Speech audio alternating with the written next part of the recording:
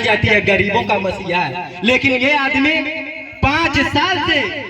जिंदगी भर अपना जीवन यहाँ तक लेके आए और आज तक वोट नहीं मांगे, लेकिन आज आप लोग के बीच में आए हैं कि एक बार हमें सांसद बना के देखिए। और फिर उसके बाद मनकापुर के लोग कंकर पत्थर अगर पवन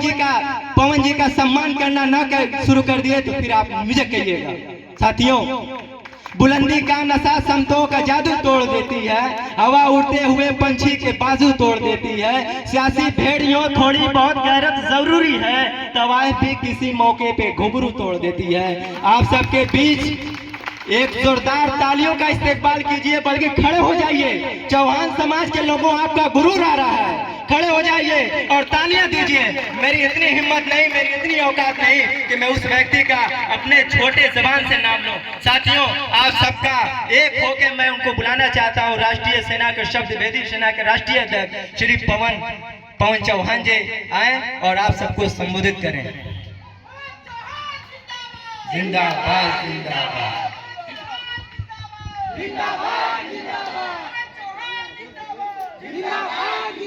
बहुत बहुत धन्यवाद। युवा नेता, युवा छात्र नेता, कुशल संचालक, कुशल नेतृत्व करने की क्षमता, हमारे छोटे भाई, छोटे अनुज, आदरणीय आप मजहर भाई के लिए जोरदार ताली से स्वागत चाहूंगा, वंदन चाहूंगा, अभिनंदन चाहूंगा। इस मनिकापुर की पावन धरती, इस लोकसभा 70 की पावन धरती पर आपका अपने दिल के गहराइयों से हार्दिक स्वागत, वंदन, अभिनंदन करता हूं, नमन करता हूं सम्राट पृथ्वीराज चौहान को, नमन करता हूं सम्राट पृथ्वीराज चौहान को, अरे नमन करता हूं उन्हीं के सप्तवेदी बाण को,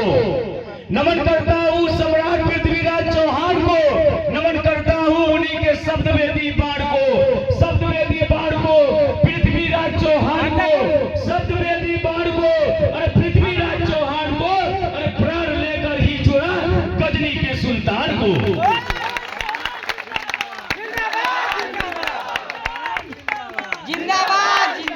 नमन करता हूं इस चुनाव के सभा में आए हुए अपनी मां को, नमन करता हूं इस चुनाव के समय अपने वरिष्ठ पिता तुल्य को, अरे नमन करता हूं सभा में हर एक युवा जवान को, अरे नमन यह स्वीकार करना इस पवन चौहान का, नमन यह स्वीकार करना इस पवन चौहान का। नमन करता हूं संविधान के रचयिता, संविधान के लेखक, जिनके संविधान से आज हमें कुर्सी मिली, जिनके सम्मान से हमें एक अधिकार मिला कि हम लोग देश के प्रधानमंत्री बनाएंगे, प्रदेश के मुख्यमंत्री बनाएंगे। नमन करता हूं डॉक्टर भीमराव अंबेडकर जी को, नमन करता हूं देश के वीर जवान सपूत को, जिन्होंने 21 साल की उम्र में घास की रोटी खाकर, फंदे पर लड़कर देश को आजाद करने के लिए अपने बलि को दे दिए। नमन करता हूं भगत सिंह आजाद को, नमन करता हूं सुभाष चंद्र बोस को, अरे नमन करता हूं महात्मा गांधी जी को, नमन करता हूं जिन्होंने 7 पैटर्न तोड़कर भारत में अपने अधिकार को पाकिस्तान की धज्जियां छुड़ाने का काम किए। नमन करता हूं फिर अब्दुल हमीद को, नमन करता हूं यहाँ के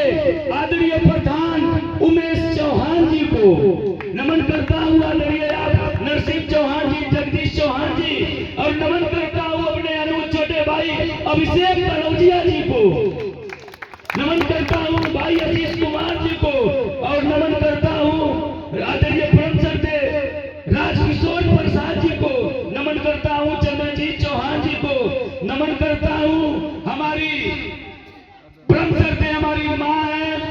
आदरणीय अध्यापिका सरिता चौहान जी को, नमन करता हूं अपनी मां सरिता देवी को, नमन करता हूं अपनी मां अनारी देवी को, और साथ में सभी मां के चरणों में झुककर प्रणाम करता हूं, आशीर्वाद की कामना करता हूं कि मां मुझे आशीर्वाद दीजिए, गरीब किसान मजदूर बुनकर समाज के हक की अधिकार की लड़ाई लड़कर उन्हें सम्मान दिलाने का काम करूं, साथ में घोसी को भी चमकाकर पूरे देश में घोसी का नाम रोशन करने का काम करूं। जिंदाबाद जिंदाबाद जिंदाबाद जिंदाबाद। नमन करता हूं अपने छोटे भाई जो इस चुनाव लोकसभा 70 घोसी के ग्राम सभा मनिकापुर में जो आयोजक है छात्र नेता प्रिंस चौहान जी को, और जोरदार ताली से स्वागत चाहूंगा। नमन करता हूं विजय जी को, नमन करता हूं रामसिंह चौहान जी को, शिव प्रसाद भैया जी को, चंद्रिका चौहान जी, मनोज चौहान जी को, और हमारे साथ आए आदरणीय आप जिनके माध्यम से हम लोग चलते हैं, आदरणीय प्रदीप चौहान जी, आदरणीय सोनू चौहान जी, राम प्रवेश चौहान जी, करण चौहान जी, और नमन करता हूं फागू प्रधान जी को, साथ में जिला अध्यक्ष चंदन चौहान जी को। मित्रों, आपको बताना चाहता हूं, यह लोकसभा 70 घोसी जो चुनाव 1 तारीख को है, आज बड़े बड़े वादा होंगे, लेकिन आज आप लोगों से आग्रह करता हूं, निवेदन करता हूं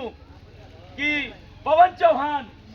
ऐसा आप लोगों के लिए निर्दल प्रत्याशी आया हूं। आप लोगों को यही न चाहिए कि आपको थाना में सम्मान मिले, आपको यही न चाहिए कि आपको तहसील में सम्मान मिले, आपको यही में चाहिए कि आपको जिला में सम्मान मिले, आपको यही चाहिए कि आपको पूरे प्रदेश में सम्मान मिले। यह बेटा सर पर कफन बांध कर आया है। अगर कहीं भी जरूरत होगी इस पवन चौहान की, तो ये आप लोग याद करिएगा, पवन चौहान हर संभव मदद करने के लिए आपके साथ 4 कदम चलेगा।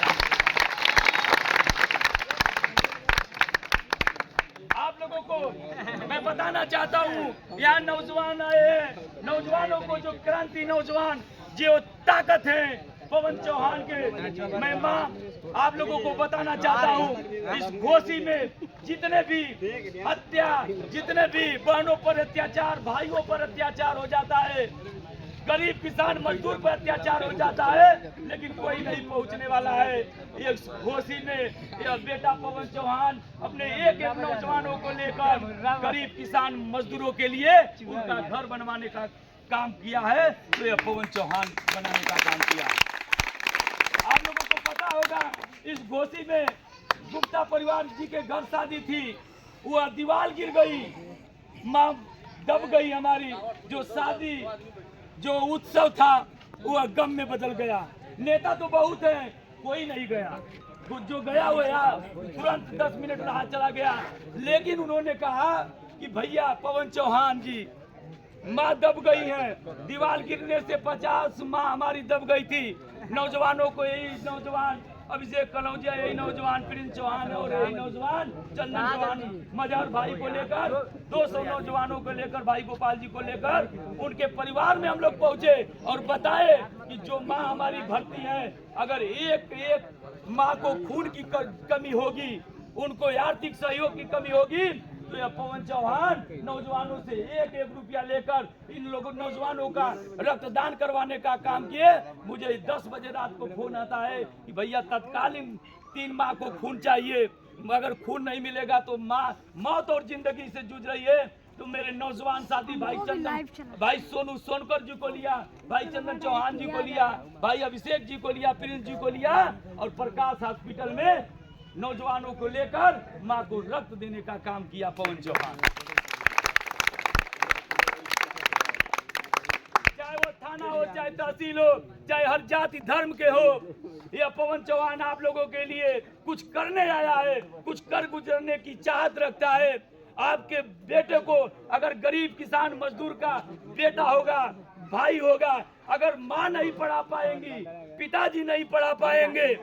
वो पढ़ने में अच्छा होंगे, तो आप लोग इस भाइयों से कहिएगा, उस बेटे, उस भाई की, उस बहन की पढ़ाई कम नहीं होगा। लाख मुझे भीख मांग कर पढ़ाना पड़ेगा, उस बहन को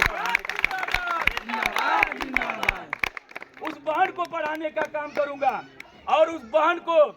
अच्छे संस्कार देने के हम लोग काम करेंगे। अगर आपका बेटा खेलने में अच्छा होगा, तो इस लोकसभा 70 घोसी में पवन चौहान मिनी स्टेडियम बनाकर उन नौजवानों को खेलने के लिए सुविधा देने का काम करेगा।